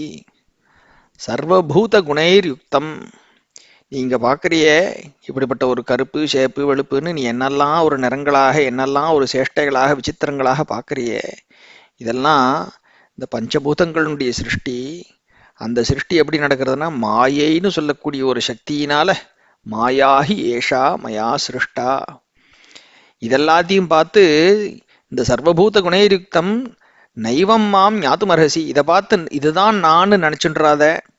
கிருஷ்ணன்னா தலையில ஒரு கிரீடத்தை வச்சுட்டு இருக்கான், மயிலரக வச்சுட்டு இருக்கான், பாக்குறது கண்ணங்கரையில் இருக்கான், கையில புல்லாங்குழல் வச்சுட்டு இருக்கான், இதுதான் கிருஷ்ணன், இவன் தான் நான் நினைச்சு ஏமாந்துராதேப்பா, நீ பார்க்கறது நான் இல்லை அப்படின்னு சொல்றதாக அங்க ஒரு கிளாரிட்டி ஒன்று மகாபாரதத்துல வரக்கூடிய ஒரு ஸ்லோகம் இந்த இடத்துல வருது. இது பெரியவா கோட் பண்ணியிருக்கா வேற சில உபன்யாசங்கள்ல, அதனால இங்க ஞாபகம் வருது எனக்கு. இப்ப அதுக்கு ஆன்சர் என்னன்னா இந்த 18வது அத்தியாயத்துக்கு வந்தானும் அங்க வழி சொல்றார். அப்ப நீ பார்த்ததெல்லாம் நான் இல்லைன்னாக்கா நான் யாருங்கிறத எப்படி தெரிஞ்சுக்கிறது? இப்ப நம்மளுடைய 97வது ஸ்லோகத்துல துரியா அப்படிங்கிற ஒரு சக்தியாக சொல்லியிருக்கேன். அது என்ன, யாருன்னு இப்படி தெரிஞ்சுக்கிறது அப்படின்னா அதுக்கு ஆன்சர் இதுதான். 18வது அத்தியாயம் 55வது ஸ்லோகம். பக்தியா மாம் அபிஜானாதி யாவான் யச்சாஸ்மி தத்வதः ததோ மாம் தத்வதோ ஜ்ஞாத்வா விஷதே ததனந்தரம். பக்தியா மாம் அபிஜானாதி, இந்த பக்தின்னு சொல்லக்கூடிய ஒரு மார்க்கம் இருக்கே, அப்பேற்பட்ட பக்தியினாலதான் மாம் அபிஜானாதி, நான் யாருங்கிறத நீ தெரிஞ்சுக்க முடியும். யாருன்னாக்கா யாவான், நான் எவ்வளோ பெருசு, எப்பேற்பட்டது அப்படிங்கிறதாகவும், எஷ்சாஸ்மி, நான் தத்துவத்துல யாரு, தத்துவத்தா, எஷ்சாஸ்மி தத்துவத்தா, ஸோ நான் வாஸ்தவத்துல யாரு, நான் எப்பேற்பட்டவன், எவ்வளவு பெருசானவன், என்னுடைய விஸ்தாரம் என்ன, இதெல்லாத்தையும் நீ தத்துவத்துல உண்மையில வாஸ்தவத்துல தெரிஞ்சுக்கணுமானாக்கா ஒரே வழி என்ன, பக்தியா மாம் அபிஜானாதி, பக்தியினால மாத்திரம்தான்ப்பா நீ தெரிஞ்சுக்க முடியும். அப்படி தெரிஞ்சுட்டு ஆனா அடுத்து என்ன நடக்க போறது, ததோ மாம் தத்துவத்தோ ஜ்ஞாத்வா, அப்படி தத்துவத்துல நான் என்ன, உண்மையில என்னங்கிறத நீ தெரிஞ்சின்ற உடனேயே ஜ்ஞாத்வா விஷதே ததனந்தரம், விஷத்தே அந்த இடத்துல நீ நுழைஞ்சு விடுற, ததனந்தரம் அதுக்கப்புறமா எனக்குள்ளேயே நீ நுழைஞ்சு விடுற, அதுக்கப்புறமா நீ வேற இல்லை நான் வேற இல்லை, நீயே தான் நான், நானே தான் நீ, நான் யாருங்கிற உண்மையை தெரிஞ்சுக்கக்கூடிய ஒரு பொசிஷனுக்கு பக்தியினால நீ சிரமப்பட்டு பக்தியினால கொஞ்சம் கொஞ்சமா முன்னேறி இங்க வந்து நின்னுட்டியானா நீ என்னுள் நுழைந்து விடுகிறாய். அதுக்கப்புறம் நீ தனியா வேற கிடையாது, அதுக்கப்புறம் அத்வைத்தம் தான் பரிபூர்ணம். அப்போ நம்மளை சுத்தி என்ன நடந்தாலும் அதை பத்தி கவலைப்படாத ஒரு நிலைமையில, இந்த மகாமாயா சக்தியில நம்மளை சுத்தி என்ன நடந்தாலும் நம்மளும் அவளை மாதிரியே உட்காந்து சாட்சிபூதமாக சுத்தி நடக்கிறதெல்லாம் பார்த்துண்டு அந்த வேடிக்கை விளையாட்டு, அப்பா என்ன மாதிரி ஒரு விளையாட்டு நடக்கிறது அப்படின்னு அதை பார்த்துண்டு ரசிச்சுண்டு ரம்யமாக ஒரு ஆனந்தத்திலேயே நிலை பெற்றவர்களாக இருக்கக்கூடிய பாக்கியம் கிடைக்கிறது. அந்த ஒரு வழியை தான் இங்க பகவத்கீதையில சொல்லி கொடுக்கிறார். அதே சாட்சாத் அம்பாளுடைய வாக்கியமாக இந்த இடத்துல, கிருஷ்ணங்கிறது அம்பாளுங்கிறது வேற வேற இல்லையே, நேராக அவளையே சொல்லி கொடுக்குற வழியாக நம்ம இந்த இடத்துல தெரிஞ்சுக்கிறோம். ஸோ கோயிங் பேக் டு நம்முடைய ஸ்லோகாக்கு போனாக்கா, துரியான்னு சொல்லக்கூடிய சக்தியாக நீயே தான் இருக்கேன்னு சொல்லும் பொழுது, துரியாங்கிறது என்ன, ஒரு சின்ன பாயிண்ட் ஆஃப் டெஃபினேஷன் பார்த்தோம்னா, துரியாங்கிற ஒரு நிலை, அந்த ஒரு நிலையை தான் ஒரு ஒரு ஸ்டேட்டஸ்ன்னு சொல்லலாம். அந்த நிலையை தான் முக்கியமாக துரியாங்கிற ஒரு நிலையாக சொல்லியிருக்கு. அந்த நிலைக்கு என்ன ஒரு டெஃபினேஷன் எப்படி இருக்கும் அப்படின்னா, சாதாரணமாக நம்ம சொல்லக்கூடியதாக 3 நிலைகள் இருக்கு. அதாவது ஸ்வப்னம்னு சொல்லக்கூடியதான கனவு நிலை, அப்புறம் ஜாகிரத்னு சொல்லக்கூடியதான விழிப்பு நிலை, அப்புறம் சுஷுப்தின்னு சொல்லக்கூடியதான உறக்கம்ங்கிற நிலை. இப்போ ஸ்வப்னம், ஜாகிரத், சுஷுப்தி, இந்த 3 நிலை தான் நார்மல் ஸ்டேட் ஆஃப் பீயிங் நம்மளை பொறுத்த வரைக்கும். அந்த ஸ்வப்னம்ங்கிறது என்ன, தூக்கத்தில் வரக்கூடிய கனவு நிலை. கனவு நிலையில் தான் நம்ம என்ன பண்ணுறோம், நிறைய கிரியேட் பண்ணுறோம், புது புது ஆஸ்பெக்ட்ஸ் எல்லாம் நம்ம கிரியேஷன் பண்ணுறோம். நம்ம கனவுலேயே நம்ம வந்து அமெரிக்காவில் ஒரு ஃப்ளைட்டில் பறந்துட்டு இருப்போம், நம்ம கனவுலேயே இது வரைக்கும் பார்க்காத டைனோசார் நம்ம நிஜத்தில் அது மேலே ஏறி உட்காந்து போயிட்டு இருப்போம், இப்படி எல்லாம் நடக்கும் இல்லையா? ஸோ கனவு வந்து ஒரு ஃபேக்ட்ரி, ஒரு உற்பத்தி கூடாரம். அது புதுசு புதுசாக உற்பத்தி பண்ணிகிட்டே இருக்கும். நம்ம நினைச்சே பார்த்துருக்க மாட்டோம், இப்படி எல்லாம் ஒருத்தரை பார்ப்போம், யாரோ நமக்கு ரொம்ப வேண்டப்பட்டவர், நம்ம பெரிய ஆள் நினச்சிட்டு இருக்கிறோட கூட ஃப்ளைட்டில் உட்காந்து போயிட்டு இருப்போம், செல்ஃபி எடுத்துப்போம், எல்லாம் நடக்கும் கனவுல. எதுதான் பாசிபிள் இல்லைன்னா எல்லாம் பாசிபிள் கனவுல. அதனால it is an act of creation. அப்போ அதுதான் சிருஷ்டின்னு சொல்லக்கூடியதான ஒரு ஸ்டேட்டஸ், அந்த நிலை ஸ்வப்ன நிலைங்கிறது. அடுத்தது ஜாகிரத். ஜாகிரத்துங்கிறது விழிப்பு நிலை. விழிப்பு is a state of being aware. ஜாகிரதையா இருங்கோன்னு சொல்றோம், அப்போ விழிப்புடன் இருங்கள் அப்படிங்கிறது தான் ஜாகிரத். அப்போ அந்த ஒரு நிலையில ஜாகிரதையாக எல்லாத்தையும் நம்ம பார்த்துக்கிறோம். அப்போ பரிபாலனம், அப்போ சிருஷ்டி ஸ்திதி ரெண்டாவது, ஜாகிரத்துங்கிறது ஸ்திதி என்று சொல்லக்கூடிய பரிபாலனம். மூணாவது, அடுத்தது கடைசியாக தூங்கிடுறது, சுஷுப்தின்னு சொல்லக்கூடிய ஒரு நிலை, உறக்க நிலை. நன்னா தூங்கிட்டோம், கனவு கனவு எதுவும் இல்லைன்னாக்கா இந்த லோக்கமே இல்லாமல் போய்டுறது. கனவு நமக்கு தூக்கத்தில் கனவும் இல்லை எதுவும் இல்லைன்னாக்கா தூக்கத்தில் ஆழ்ந்த உறக்கத்தில் எதுவுமே இல்லாமல் போய்டுறது, எல்லாமே லயமாயிடுறது. அப்போ அதுதான் லயம் அல்லது விசேஷமான லயம், பரலயம்னு சொல்லக்கூடியதான the state of complete destruction or complete state of being, nothing being there around you, எல்லாமே டிஸ்ட்ராய் ஆகிடுது, எல்லாம் காணாமல் போயிடுது அப்படின்னு சொல்லலாம். அப்போ அதுதான் மூன்றாவதான நிலை, சிருஷ்டி ஸ்திதி பிரளயம்னு சொல்லக்கூடிய 3 ஸ்டேட் ஆஃப் பீயிங். இந்த 3 ஸ்டேட் ஆஃப் பீயிங்கின் தான் நம்ம திரும்பி இதுக்கு போவோம். ஆச்சாரியாளுடைய கனகதாராஸ்தவத்தில் சிருஷ்டி ஸ்திதி பிரளய கேலிஷு சம்ஸ்திதாயை அப்படின்னு அங்கே சொல்லியிருக்காரு. அப்போ இந்த 3 ஸ்டேட் ஆஃப் பீயிங்லையும் ஒருத்தர் உட்காந்துண்டு இது எல்லாத்தையும் பார்த்துன்னு இருக்கான்னு சொன்னாக்கா, அந்த ஒருத்தர் இந்த 3க்கும் வெளியில தானே இருந்தாகணும். somebody who is caught within the state of சிருஷ்டி ஆர் ஸ்திதி ஆர் பிரளயம், இந்த ஒன்றுத்துக்குள்ள மாட்டின்ற ஒரு சக்தியாக இருந்தாக்கா இந்த 3த்தையும் பார்த்துட்டு இருக்கிறதுக்கு வாய்ப்பே கிடையாது.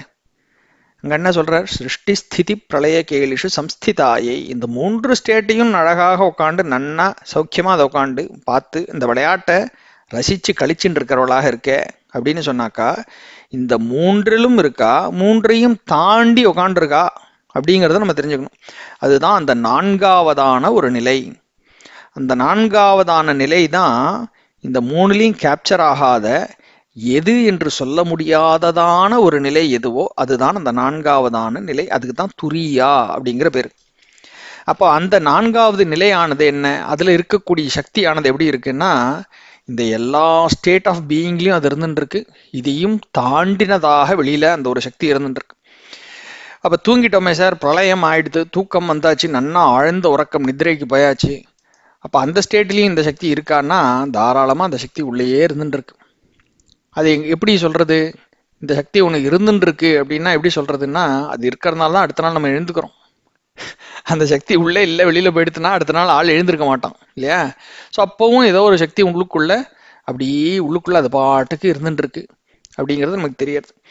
இது உபனிஷத்துக்கள்ல சொல்லக்கூடியதான ஒரு முக்கியமான ஒரு கருத்து. இது இப்படி இருக்கக்கூடிய ஒரு சக்தி அதுதான் இந்த பரமேஸ்வர சக்தி அப்படிங்கிறதாக உபனிஷத்துக்கள்ல இந்த ஆத்மாவை பத்தி சொல்லக்கூடிய ஒரு வார்த்தை. அப்படிதான் இங்க அத்வைதத்துக்கான பிரிட்ஜ் இங்க தான் வருது. சாக்தம்ங்கிற ஒரு பொசிஷன் கூட அப்படியே சேர்ந்து துரியான்னு சொல்லக்கூடிய ஒரு சக்தியாக நீ இருக்கேன்னு சொல்லும் பொழுது, துரியாங்கிற நிலை அத்வைதபரமான அற்புதமான ஒரு டெஃபினேஷன். அது அங்க கொண்டு வந்து இங்க ஆச்சாரியால் கனெக்ட் பண்றா. அத்வைதத்துக்கு பெரிய ஒரு அண்டர்லையிங் பேஸ், ஒரு டாக்டரின் ஸ்கிரிப்சர் என்ன அப்படின்னா உபனிஷத்துக்கள் தான் முக்கியமான ஒரு பேஸாக நமக்கு இருக்கு.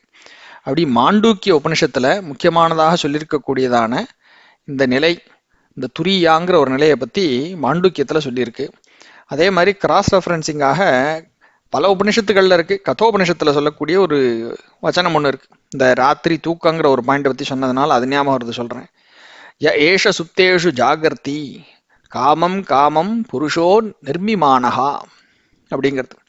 ததேவ சுக்ரம் தத் பிரம்ம ததேவாமிருதம் உச்சதே. அழகா சொல்றது, ஏஷ சுப்தேஷு ஜாகர்த்தி, எது ஒன்று எந்த சக்தியானது சுப்தேஷு சுஷுப்தின்னு சொன்னோமே, அந்த மாதிரி அந்த தூக்கம்ங்கிற நிலைமைக்குள்ளியும் இந்த ஒரு சக்தியானவன் ஆத்மாங்கிறவனானவன் ஜாகர்த்தி, அவன் இந்த சுஷுப்திக்குள்ளேயும் அவன் முழிச்சுண்டவனாக இருக்கான். அப்போ நம்ம ஏதோ தூங்கினாப்புல தூங்கிட்டு இருக்கோம், தூக்கத்துக்குள்ளேயும் விழித்தவனாக அந்த ஒருத்தன் இருக்கான். அந்த ஒரு சக்தி அவன் காமம் காமம் புருஷோ நிர்மிமானஹா, அவன் தான் என்ன பண்றான், அந்த சக்தியானவன் அல்லது சக்தியானவள் அப்படின்னு நீங்க எடுத்துட்டோம்னா, ஏன்னா இது பிரம்மங்கிறதாக இருக்கிறதுனால இதுக்கு ஒரு ஸ்திரீலிங்கமோ புருஷலிங்கமோங்கிறத நம்ம எதையுமே அட்டாச் பண்ண வேண்டியதில்லை. அந்த ஆத்மாங்கிற ஒரு சக்தியானது தூக்கத்திலையும் உள்ள முழிச்சதாக இருந்துட்டு அது மேல மேல இன்னும் புது புது ஆசைகளை எல்லாம் அது பாட்டுக்கு கிரியேட் பண்ணிட்டு அது பாட்டுக்கு உள்ள உக்காண்டிருக்கு.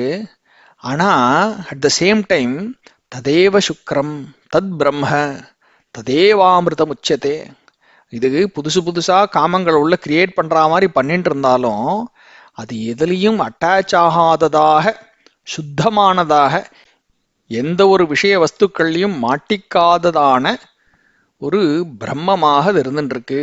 ததேவ சுக்ரம் தத் பிரம்ம ததேவாமிருதம் உச்சதே, அதே அமிர்தமாக அழிவில்லாததாக ஒரு சக்தியாக அதுதான் இருந்துட்டு இருக்கு. அதுக்கு தான் ஆத்மஸ்வரூபம் அப்படின்னு சொல்றது.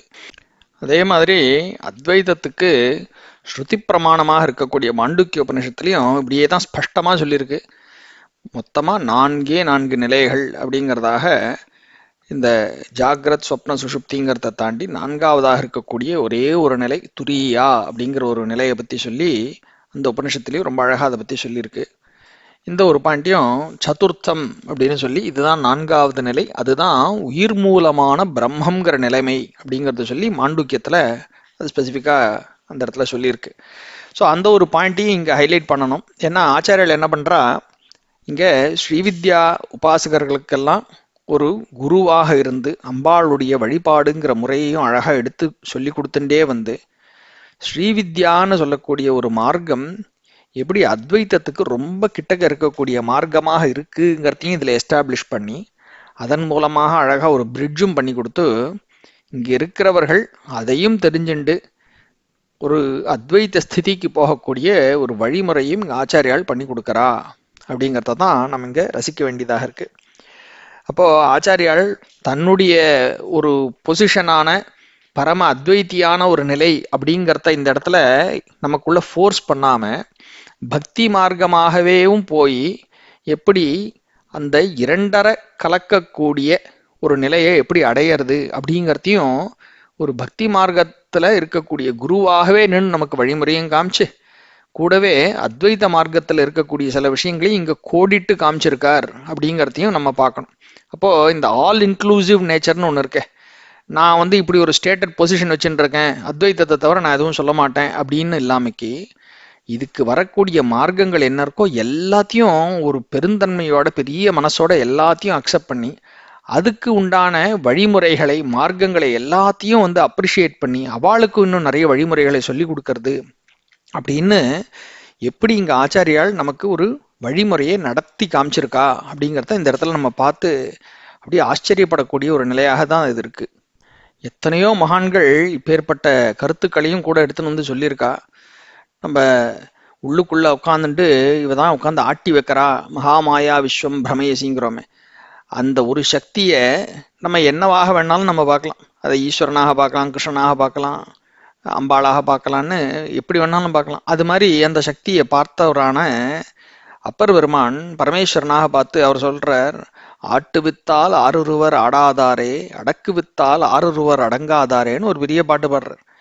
அப்போ உள்ள உட்காந்துட்டு நீ தானப்பா ஆட்டி வச்சுட்டு இருக்க, நீ ஆட்டி வைக்கும் பொழுது யார் ஒருத்தர் ஆடாம இருக்க முடியும் அப்படிங்கிறது இதேதான் மகாமாயா விஸ்வம் பிரமயசி. எப்படி கிருஷ்ணன் அங்க தன்னுடைய வாக்குனால சொன்னானோ அதே ஒரு பொசிஷனை ஒரு பக்தன் இங்கேருந்து அண்டர்ஸ்டாண்ட் பண்ணிட்டு சொல்றார், எப்பா நீ உள்ள உட்காந்து இப்படி ஆட்டி வைக்கிறியே நீ என்னைய அப்படின்னு சொல்லி கேட்கிறார். அப்படி அதை அண்டர்ஸ்டாண்ட் பண்ணவராக உள்ள உட்காந்துண்டு அந்த உபநிஷத்துல சொல்ற மாதிரி உள்ளுக்குள்ள ஒரு சக்தி உட்காந்து ஆட்டி வைக்கிறது, அது மேல மேல இன்னும் ஆசைகளை கிரியேட் பண்ணி அது பாட்டுக்கு அள்ளி தெளிச்சுட்டு இருக்கு, ஆனா அது பியூராவே இருந்துட்டு இருக்கு, அது எதுலையும் மாட்டிக்காமைக்கு இருந்துட்டு இருக்கு அப்படின்னு சொல்லித்த அந்த ஒரு பாயிண்ட் அப்பர் பெருமான் சொன்ன வார்த்தைகள்ல பாக்குறோம்.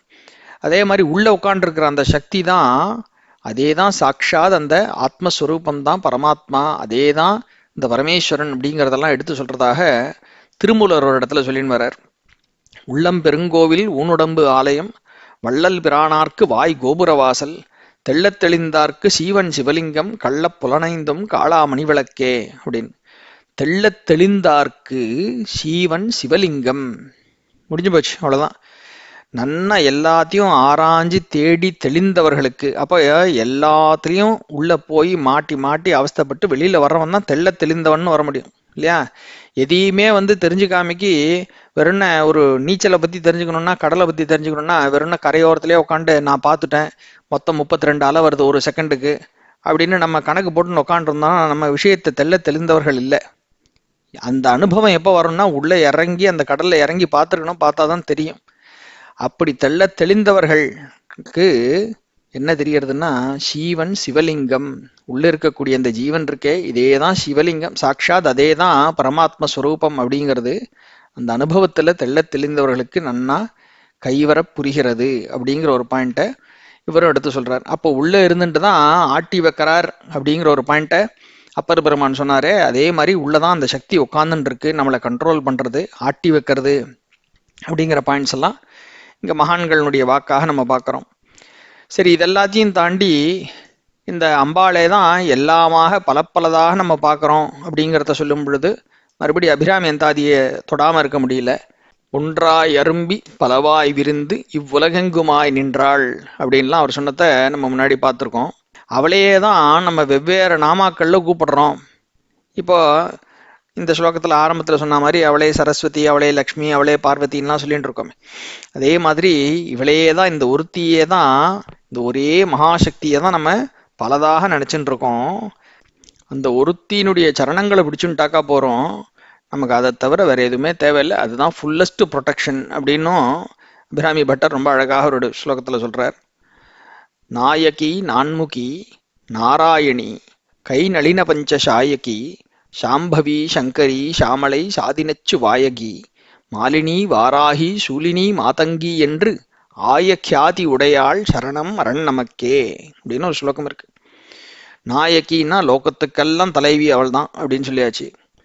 நான்முகி, நான்முகன்னு சொன்னாக்கா பிரம்மா. அப்ப நான்முகினா அவருடைய கன்சார்ட்டாக இருக்கக்கூடிய வாணின்னு வச்சுக்கலாம். நாராயணி, அதே மாதிரி நாராயணனுடையவளான பத்னி, அப்போ சரஸ்வதி, அடுத்த பின்னாடி இங்கே லக்ஷ்மி சொல்லியாச்சு. கை நளின பஞ்ச சாயகி, இங்கே சாயகிங்கிறதுக்கு சாயக்கம்னா அம்புகள் சம்ஸ்கிருதத்தில், சாயகி பஞ்ச சாயகி, அப்போ 5 அம்புகளை கையில் தாங்கியவள். லலிதாசஹஸ்ரநாமத்தில் கொடுக்குற டெஃபினேஷன், ராஜராஜேஸ்வரியாக அம்பாள் எப்படி இருக்கா, ஒரு கையில் இந்த கரும்பு வில்லும் 5 புஷ்பவானம் அப்படிங்கிறத பார்க்குறோமே, 5 மலர் அம்புகளையும் கையில் வைத்தவளாக அம்பாள் இருக்கா அப்படின்னு சொல்லக்கூடிய டெஃபினேஷன் இந்த இடத்துல பார்க்குறோம். கையில் வச்சுட்டு இருக்கா. எப்பேற்பட்ட கை? கை நளின, நளினம்னு சொன்னாக்கா தாமரை, தாமரை போன்ற திருக்கரங்களில் 5 மலரம்புகளை தாங்கியவளாக இவள் தான் உட்காண்டிருக்கா. அவளே தான் சாம்பவின்னு கூப்பிடுறோம். சம்புன்னு சொல்லக்கூடிய பரமேஸ்வரனுடைய பத்னி, சங்கரிங்கிறோம், சியாமலாங்கிறோம், சாதி நச்சு வாயகி, இந்த வாயில் நச்சை உடையக்கூடிய, அதாவது வாயில் விஷத்தை உடையதான பாம்புகளை மாலையாக அணிந்து கொண்டிருக்கிறவள் அப்படின்னு சொல்றோம். மாலினிங்கிறோம், வாராகி, சூலினி, மாதங்கின்னு இப்படி பல பேர் அவளுக்கு என்று ஆய கியாதி உடையாள். கியாதினாக்கா பெரிய புகழ். அப்படிப்பட்ட பலவிதமான புகழ்களை உடையவள் இருக்காளே, அவளின் உடையாள் சரணம் அரண் நமக்கே, அவளின் திருவடிகள் இருக்க, அதுதான் நமக்கு பெரிய அரணாக, நமக்கு பெரிய ஒரு ப்ரொடெக்ஷனாக, பெரிய ஒரு சேவியராக அந்த ஒன்று அவளுடைய திருவடிகள் தான் இருக்க போகிறது. அது இருந்ததுன்னா போகிறோம், நம்ம வேற எதை பற்றியும் கவலைப்பட வேண்டாம். இவளே தான் அந்த எல்லாமாகவும் தெரிகிறாள் அப்படிங்கிற ஒரு பாயிண்ட்டை இங்கே நம்ம முதல்ல பார்த்த அந்த 2 லைனில் பார்த்ததும் அப்படியே அவர் எக்ஸ்பேண்ட் பண்ணி அபிராமி அந்தாதியில் அவர் சொல்கிறார். அதே மாதிரி இவர்களுக்கு பத்னியாக இருக்கிறது ஒரு பக்கம், ஒரு பொசிஷன் இருக்கட்டும், இதெல்லாத்தையும் தாண்டினவளாக துரியான்னு சொல்லக்கூடிய ஒரு மகாமாயா சக்தியாக இவள் இருக்கா. இவளே தான் பாக்கி எல்லாத்தையும் ஆட்டுவிக்கிறா அப்படிங்கிறத பார்க்கும்பொழுது பரபிரம்மத்தின் மகிழ்ச்சியாக இவ தான் எல்லாத்தையும் பண்ணிட்டு இருக்கா அப்படிங்கிற ஒரு பாயிண்ட் இருக்க. அதையும் ரீஎஸ்டாப்ளிஷ் பண்றதாக அபிராமந்தாதியில வேற சில ஸ்லோகங்கள்ல வருது. பின்னே திரிந்து உன் அடியாரை பேணி பிறப்பறுக்க முன்னே தவங்கள் முயன்று கொண்டேன் சொல்லிட்டு, முதல் மூவருக்கும் அன்னே உலகுக்கு அபிராமி என்னும் அருமருந்தே என்ன கூப்பிடுறாரு. முதல் மூவருக்கும் அன்னே, அன்னேன்னா இந்த இடத்துல அன்னையே, முதல் மூவர்னு சொல்லக்கூடிய அந்த மும்மூர்த்திகள் இருக்காளே அவர்களுக்கெல்லாம் தாயாகவும் நீ என்ன இருக்க அப்படின்னு எடுத்து சொல்றார். இது மாதிரி பல ஸ்லோகங்கள் சொல்லலாம். அபிராமந்தாதியில இருக்கக்கூடிய பல ஸ்லோகங்கள்ல முதல் தேவர் மூவரும் யாவரும் போற்றும் முகிழ் நகையே இன்னும் ஒரு ஸ்லோகத்துல இருக்கு. முதல் தேவர்கள் மூவர்கள்னு இவ எல்லாரும் போற்றக்கூடியவளாக நீ ஒருத்தி தானமா இருந்துட்டு இருக்க அப்படின்னு சொல்றதாக. அப்போ இந்த துரியான்னு சொல்லக்கூடிய ஒரு சக்தி பியாண்ட் டிஸ்கிரிப்ஷன், பியாண்ட் கம்பேரிசன், வார்த்தைகளால் சொல்லில் அடங்காத வண்ணம், சொற்களினால் டிஸ்கிரைப் பண்ண முடியாதபடிக்கு இருக்கக்கூடிய ஒரு சக்தியாக இருக்கிறதுனால தான் அவர் துரியா அப்படின்னு சொல்லக்கூடிய ஒரு சக்தி. அவளுடைய மகிமையும் சொல்லில் அடங்காதது. அப்படி இருக்கக்கூடிய சக்தியாக, மகாமாயாங்கிற சக்தியாக இருந்துட்டு இந்த லோகம் முழுசையும் இப்படி பிரமையில சுத்த வச்சுட்டு இருக்கா இந்த அம்பாள் அப்படிங்கிற ஒரு பாயிண்ட்டை இந்த இடத்துல சொல்லி முடிக்கிறார். அப்படி இருக்கக்கூடியவள், மகாமாயையாக இருக்கக்கூடியவள், இப்படி ஆட்டி வைக்கிறவளை தான் பரம அனுகிரக ரூபிணியாக இருந்துட்டு இந்த மாயாலோகத்திலேயே பலவிதமான அருள்களை பண்ணி முடிவிலே ஆடாத அசையாத பரானந்த ரசமான சிவமாக, பிரம்மமாக இந்த ஜீவனை அவளே மாற்றுகிறாள்ங்கிறத அடுத்த ஸ்லோகத்துல ஆச்சாரியால் நமக்கு எடுத்து சொல்ல போறா.